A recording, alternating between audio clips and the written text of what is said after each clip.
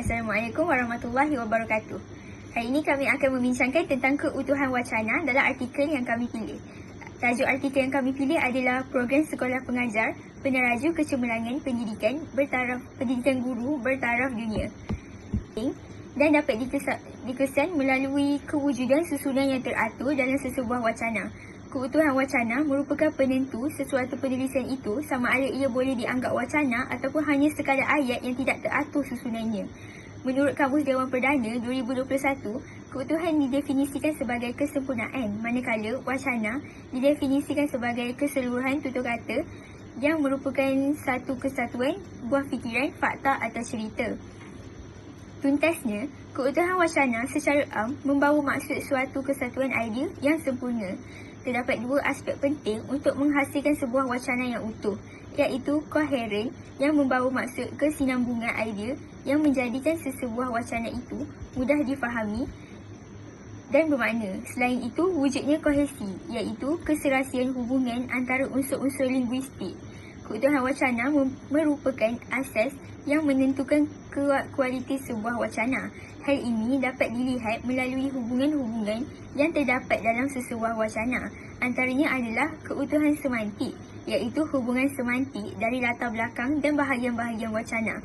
Selain itu, keutuhan leksikal yang membawa maksud hubungan wacana berdasarkan penggunaan dan pemilihan perkataan yang sesuai dengan makna yang hendak disampaikan. Keutuhan gramatikal yang membawa maksud hubungan wacana berkaitan dengan tata bahasa. Yang terakhir, keutuhan fonologi, iaitu keutuhan sebagai kajian berkaitan sistem bunyi dan hubungannya antara satu sama lain seperti hentian suara dan intonasi suara. Keempat-empat aspek ini haruslah dikuasai dan difahami penulis sebelum menghasilkan sesebuah wacana yang berkualiti agar dapat menarik minat pembaca untuk terus membaca dan memahami apa yang hendak dibaca. Terdapat hubungan semantik dalam artikel yang kami pilih, iaitu hubungan sebab dan tujuan. Hubungan sebab dan tujuan membawa maksud seseorang itu melakukan sesuatu perkara atas tujuan dan sebab yang tertentu. Hal ini dapat dilihat pada ayat berikut, iaitu hubungan sebab. Jika kita perhatikan beberapa fakulti perubatan universiti di Malaysia pula, fakulti perubatan tersebut mempunyai sebuah hospital pengajar yang dipanggil sebagai hospital universiti. Hal ini dapat menunjukkan sebab hospital pengajar itu dibuka, hospital universiti itu dibuka. Selain itu, terdapat hubungan tujuan, iaitu di sini pakar perubatan akan menguji formula dan amalan serta kaedah perubatan baharu bagi sesuatu penyakit di samping mengajar para doktor pelatih. Dari ayat kedua ini pula kita dapat lihat hubungan tujuan, iaitu tujuan kenapa hospital universiti itu dibuka. Seterusnya, dalam perenggan berikut terdapat hubungan latar dan kesimpulan. Hubungan latar dan kesimpulan membawa maksud rumusan terhadap sesuatu perkara yang dibuat berdasarkan kesimpulan. Seterusnya, terdapat juga hubungan prafasa. Hubungan prafasa merupakan hubungan satu bahagian wacana yang mengungkapkan isi bahagian lain dengan cara yang lain. Hal ini dapat dilihat pada ayat berikut, iaitu kebanyakan pensyarah IPGM berkelayakan doktor falsafah dan berkepakaran dalam bidang pedagogi berkaitan dengan pembelajaran murid. Oleh yang demikian, seharusnya mereka mempunyai sekolah pengajar bagi tujuan untuk menguji inisiatif dan formula pedagogi baharu yang dicipta untuk pembangunan pedagogi dalam mengatasi isu pembelajaran murid. Hal ini dapat menunjukkan hubungan prafasa, iaitu isi menyatakan isi sebagai mewujudkan hubungan dengan wacana seterusnya, dan isi dikuatkan dengan cara penyelesaian isi pembelajaran yang lain di bahagian lain. Seterusnya, terdapat juga keutuhan semantik, iaitu hubungan aplikatif. Hubungan aplikatif membawa maksud penghuraian, iaitu terjadi apabila satu bahagian wacana dapat memperkuat isi bahagian yang lain. Hal ini dapat dilihat pada ayat berikut, iaitu program sekolah pengajar adalah untuk mencapai matlamat strategi IPGM, iaitu menjadikan IPGM sebagai peneraju kecemerlangan pendidikan guru bertaraf dunia dan menghasilkan kemenjadian siswa guru. Kedua-dua matlamat strategi ini hanya dapat dicapai apabila peranan IPGM berjaya membantu KPM dan guru dalam mengatasi isu pembelajaran murid dan usaha itu turut diiktiraf. Matlamat strategi ini tidak mustahil dicapai kerana IPGM mempunyai pensyarah yang berwibawa.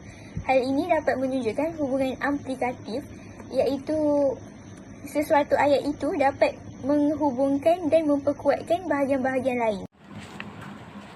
Skop perbincangan kita terhadap keutuhan wacana dalam artikel kita pada hari ini akan dilanjutkan pada lensa yang seterusnya, di mana keutuhan semantik dapat dilihat dalam artikel ini dalam perenggan yang seterusnya yang berbunyi, sehubungan dengan itu sudah tiba masanya kepakaran pensyarah IPGM dimanfaatkan bagi membantu KPM dan pihak sekolah mencari penyelesaian terhadap isu pembelajaran.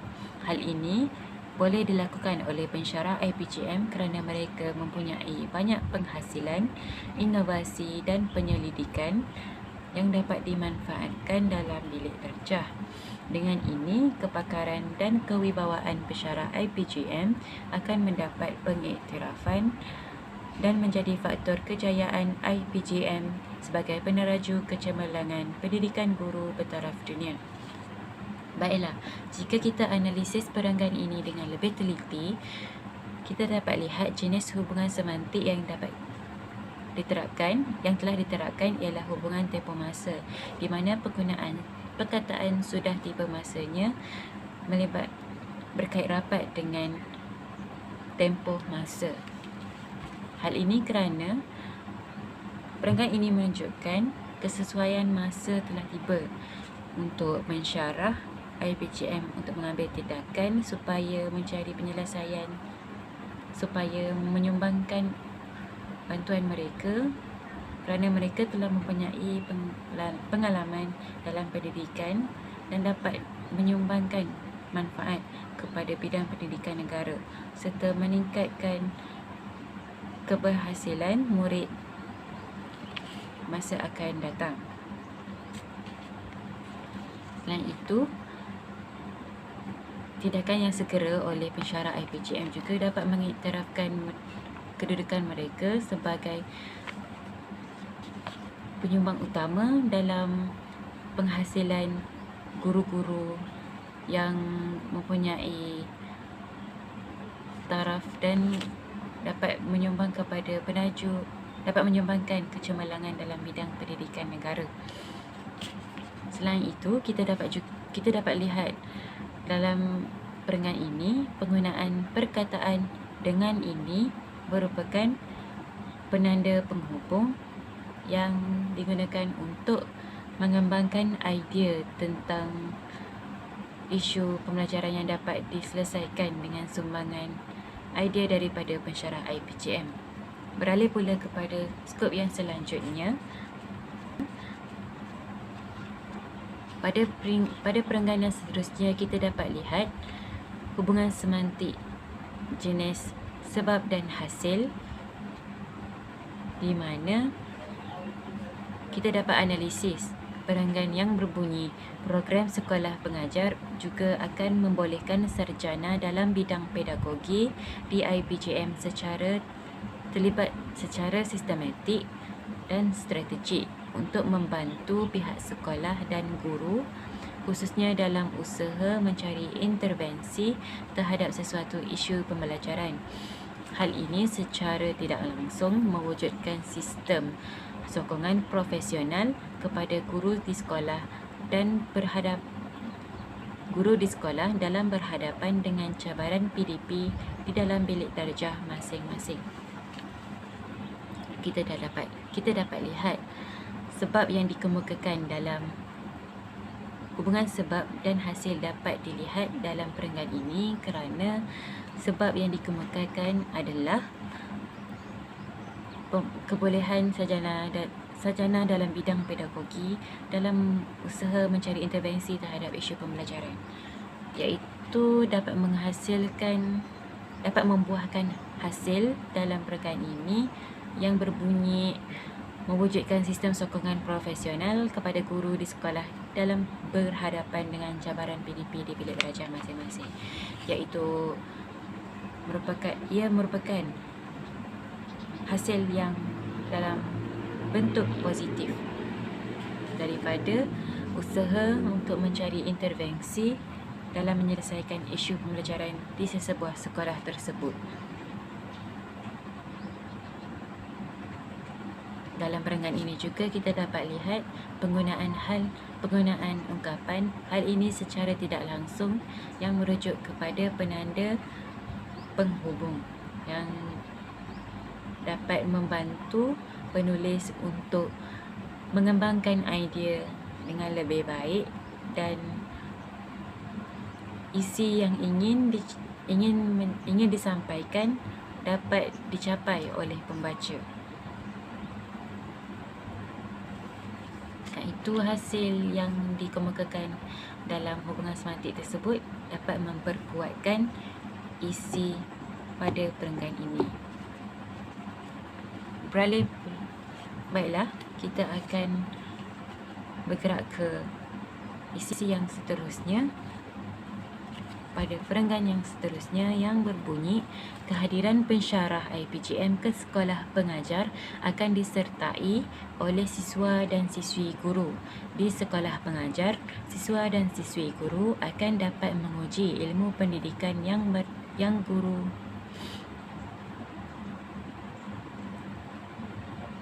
Kehadiran pensyarah IPGM ke sekolah pengajar akan disertai oleh siswa dan siswi guru.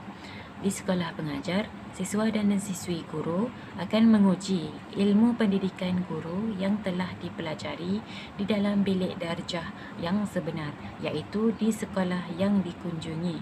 Proses pembelajaran secara praktikal ini bukan sahaja memperkukuh ilmu dan kemahiran, tetapi kehadiran siswa dan siswi guru di sekolah pengajar membolehkan mereka melalui proses pembinaan karakter sebagai seorang guru dan melalui pengalaman sekolah yang sebenar. Hal ini membantu IPGM membina kemenjadian siswa guru dari peringkat awal lagi. Kerana siswa dan siswi guru telah terlibat secara langsung dengan pihak sekolah dalam menyelesaikan isu berkaitan pembelajaran. Hal ini merupakan manifestasi praktikal theory-practice nexus yang disarankan oleh banyak pemikir pendidikan. Apabila kita menganalisis perenggan ini, kita dapat lihat bahawa sekolah pengajar merupakan salah satu penanda rujukan yang digunakan dalam proses gramatikal dalam aspek keutuhan gramatikal yang merujuk kepada kata ganti nama tempat. Sekolah pengajar merujuk kepada nama tempat yang dikunjungi oleh siswa dan siswi guru, iaitu sekolah yang mereka kunjungi untuk menjalani praktikum. Selanjutnya, kita dapat lihat juga dalam wacana ini terdapatnya keutuhan gramatikal yang menggunakan penanda penghubung, iaitu tetapi. Selanjutnya, kita juga dapat lihat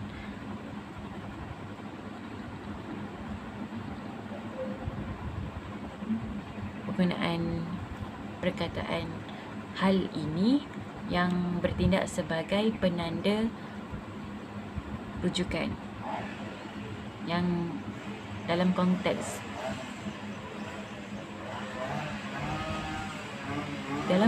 perenggan ini, hal ini merujuk kepada kehadiran siswa dan siswi ke sekolah pengajar. Di samping itu, keutuhan leksikal, iaitu dari aspek antonim, juga dapat dilihat dalam perenggan ini. Misalnya, penggunaan perkataan siswa dan siswi guru.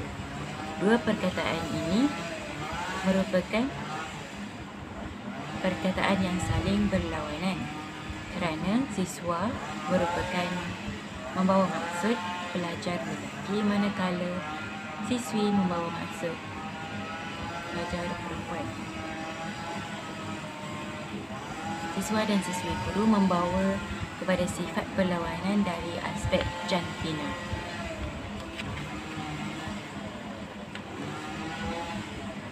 Tambahan pula, baiklah, kita akan analisis pula perenggan yang seterusnya, yang pedagogi dan aktiviti PDP yang kreatif dan banyak dihasilkan oleh pensyarah IPGM itu diuji dalam bilik darjah. Malah, sebarang inisiatif yang dibangunkan oleh mana-mana bahagian di KPM juga boleh dibawa oleh pensyarah IPGM ke dalam bilik darjah untuk diuji keberkesanannya. Menerusi ujian yang dilaksanakan itu, dapat dibuktikan bahawa sama ada sesuatu inisiatif atau formula baharu yang telah diuji dan terbukti berkesan akan dicadangkan menjadi program strategik untuk dilaksanakan di seluruh negara, khususnya dalam mengatasi sesuatu isu keberkesanan pedagogi dan isu pembelajaran murid.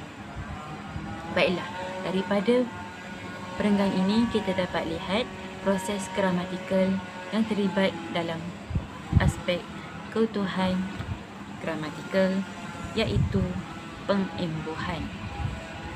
Proses gramatikal pengimbuhan ini dapat dilihat daripada proses penambahan imbuhan pada perkataan asal, iaitu kesan.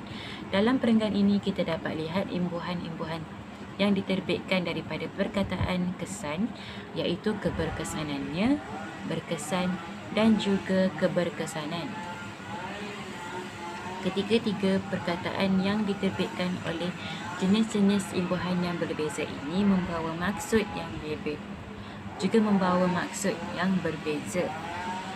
Contohnya, keberkesanannya membawa maksud kepada sifat yang dapat menyebabkan perubahan, manakala berkesan ialah kejayaan untuk sesuatu benda memberikan kesan untuk memberikan perubahan, dan berkesan ini merujuk kepada perkara yang telah berlaku, manakala keberkesanan merujuk kepada konteks perenggan ini. Keberkesanan membawa maksud pada tahap manakah keberkesanan itu dapat diberikan dalam bidang pedagogi, dalam bidang pendidikan negara. Dalam hal kehadiran pensyarah IPGM ke sekolah pengajar masing-masing bukan untuk mengambil peranan guru di sekolah tersebut. Kehadiran pensyarah IPGM adalah sebagai rakan strategik yang akan memberikan kebaikan dan manfaat kepada kedua-dua belah pihak. Di pihak yang dihasilkan, sementara di pihak guru atau sekolah pula, mereka memperoleh sokongan profesional dalam mengatasi isu pembelajaran murid di sekolah atau di bilik darjah. Malah, tidak ke atas prinsip merangkai titik-titik, connecting the dots. Ini akan mengupayakan sistem penyampaian KPM. Dalam artikel ini, perenggan ini menunjukkan keutuhan dan manfaat merupakan contoh daripada keutuhan leksikal, iaitu sinonim. Sinonim ialah pengulangan, mengulang kata yang sama. Contoh ayat sinonim ialah Aminah mudah menangis. Disebabkan perkara kecil, dia pun menangis. Sementara semasa gembira pun dia menangis. Dalam perenggan seterusnya, ia menceritakan iaitu kehadiran pensyarah IPGM ke sekolah pengajar bukan sahaja pemantau atau bersikap seperti seorang tuan. Prinsip kehadiran mereka ialah sebagai rakan strategik, iaitu menjadi rakan, kawan dan sahabat dengan memainkan peranan pengajar, coaching, pemantau, mentoring dan kaunseling. Pensyarah IPGM tidak akan hadir dengan memberikan arahan yang akan membebankan guru. Pensyarah IPGM akan berperanan sebagai pembimbing, pencetus ruang bagi mengeksploitasi idea baru dan pengukuh motivasi kepada guru dengan penghayatan pendidikan manusiawi dan karamah insaniah. Kehadiran pensyarah IPGM ke hari dalam minggu keempat tersebut. Kehadiran pada minggu lain hanya berlaku jika terdapat permintaan pada JPN, PPD atau pihak sekolah sendiri dan tertakluk kepada tugas hakiki pensyarah di kampus. Dalam artikel tersebut, ia menunjukkan keutuhan leksikal iaitu hiponim juga dapat dilihat dalam perkataan. Pensyarah dapat mempunyai berkaitan dengan perkataan seperti mengajar, pembimbing, rakan strategi, pemantau dan konsultasi. Apakah itu hiponim? Hiponim kata makna merangkumi dalam makna yang lain. Contoh, dia menanam pokok melur, cempaka, bunga raya dan bunga kertas di halaman rumahnya. Jadi halaman rumahnya nampak indah dengan pokok-pokok tersebut. IPGM Campus juga akan membina kerjasama dan persefahaman dengan SISC Plus menerusi perkongsian ilmu dan penyelarasan aktiviti serta jadual kunjung bantu sekolah. Kerjasama dan penyelaras ini dilakukan supaya tidak berlaku pendirian aktiviti atau kunjungan ke sekolah sehingga membebankan guru atas sekolah.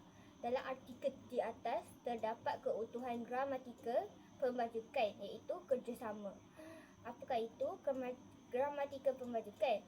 Kata majmuk ialah proses yang mengkaitkan dua kata dasar atau lebih dan mewujudkan makna tertentu. Kata majmuk ialah kata-kata yang dibentuk daripada gabungan dua atau lebih morfem bebas. Makna kata yang baharu dibentuk berlainan daripada makna asal kata-kata yang membentuknya. Makna kata majmuk dilihat daripada hubungan makna unsur-unsur yang membentuknya, sama ada makna terhasil daripada unsur pertama, unsur kedua atau daripada kedua-duanya. Contoh kata majmuk ialah jalan raya, kereta api, urus setia dan atur cara.